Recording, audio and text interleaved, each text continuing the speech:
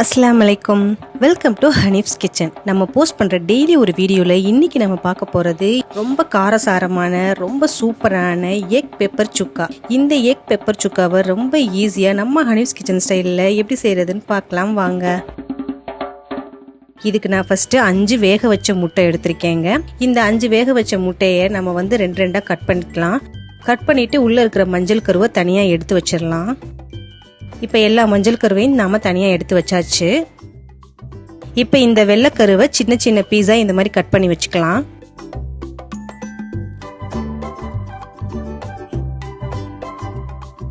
எல்லா வெள்ளைக்கருவையுமே இந்த மாதிரி சின்ன சின்ன பீஸா கட் பண்ணி வச்சாச்சுங்க. இப்போ இதுக்கு தேவையான மசாலா பொருட்கள் பார்த்தீங்கன்னாக்க 1/2 டீஸ்பூன் சீரகத்தூள் எடுத்திருக்கேன்.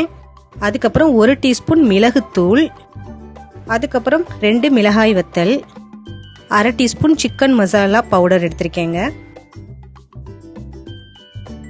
அதுக்கப்புறம் இஞ்சி பூண்டு 1 டீஸ்பூன்.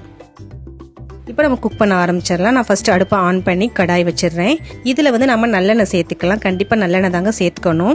இதில் நான் வந்து 2 டீஸ்பூன் நல்லெண்ணெய் சேர்த்துக்கிறேன். பொதுவாக நீங்கள் மட்டன், சிக்கன், இந்த மாதிரி எக்கு எந்த ஒரு நான்வெஜ் சுக்கா செஞ்சாலும் நல்லெண்ணெய் ஊற்றி செஞ்சீங்கன்னா ரொம்பவே சூப்பராக இருக்கும். இப்போ நல்லெண்ணெய் நல்லா காஞ்சதுக்கப்புறம் 1/2 டீஸ்பூன் சோம்பு சேர்த்துக்கலாம். இந்த சோம்பு நல்லா பொரிஞ்சதுக்கப்புறம் மிளகாய் வத்தலை சேர்த்துட்டு இந்த சீரகத்தூள், சிக்கன் மசாலா தூள் இதையும் சேர்த்துட்டு இஞ்சி பூண்டையும் போட்டு நல்லா மிக்ஸ் பண்ணிடலாங்க இந்த எண்ணெயில். இது நல்லா மிக்ஸ் ஆனதுக்கப்புறம் மிளகுத்தூளில் நான் பாதி மட்டும் இப்போ சேர்த்துக்கிறேன். சேர்த்துட்டு இந்த முட்டைக்கு தேவையான அளவு உப்பும் சேர்த்துக்கலாம். சேர்த்து இந்த எண்ணெயில் நல்லா மிக்ஸ் பண்ணிடலாம். மிக்ஸ் பண்ணிட்டு நம்ம கட் பண்ணி வச்ச இந்த முட்டையோட வெள்ளைக்கரு, மஞ்சள் கரு இது எல்லாத்தையும் சேர்த்து இந்த எண்ணெயிலையும் நல்லா ஃப்ரை பண்ணிடலாம்.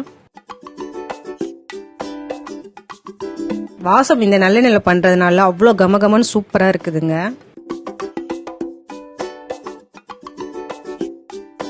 இப்போ 1 நிமிஷம் ஆச்சு. இந்த எண்ணெயில இந்த முட்டை நல்லாவே ஃப்ரை ஆயிடுச்சு. இப்போ நம்ம இறக்க போறதுக்கு முன்னாடி மீதம் இருக்கிற மிளகுத்தூளையும் இதோட சேர்த்துடலாம். சேர்த்துட்டு இதுக்கு மேலே கொஞ்சம் கொத்தமல்லி தலையும் தூவிட்டு நம்ம அடுப்பு ஆஃப் பண்ணிவிட்டு இப்போ இறக்கிடலாம். இப்போ நம்ம சர்வ் பண்ண ஸ்டார்ட் பண்ணிடலாம்.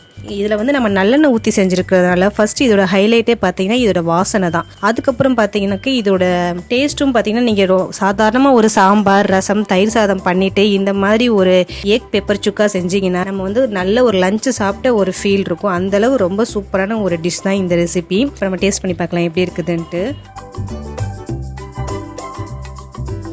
உண்மையிலேயே இந்த எக் பெப்பர் சுக்கா ரொம்ப சூப்பரா இருக்குதுங்க. ரொம்ப டேஸ்டியா இருக்குது. ரொம்ப சூப்பரா இருக்குது. ரொம்ப ஈஸியான ரெசிபி. நம்ம வீட்டில் இருக்க பொருள் வச்சே செய்யக்கூடிய ஒரு சூப்பரான ரெசிபி தான். ஸோ நீங்க கண்டிப்பா இந்த எக் பெப்பர் சுக்காவை ட்ரை பண்ணி பாருங்க. ட்ரை பண்ணி பார்த்து எப்படி இருந்துச்சு நம்ம கமெண்ட் பாக்ஸ்ல நமக்கு ட்ராப் பண்ணுங்க. அப்படி நம்ம சேனல் சப்ஸ்கிரைப் பண்ணுங்க. அப்படி பக்கத்துல பெல் ஐக்கானையும் கிளிக் பண்ணிருங்க. அதோட நம்ம வீடியோஸ் எல்லாத்தையும் பார்த்து என்ஜாய் பண்ணுங்க. தேங்க்யூ.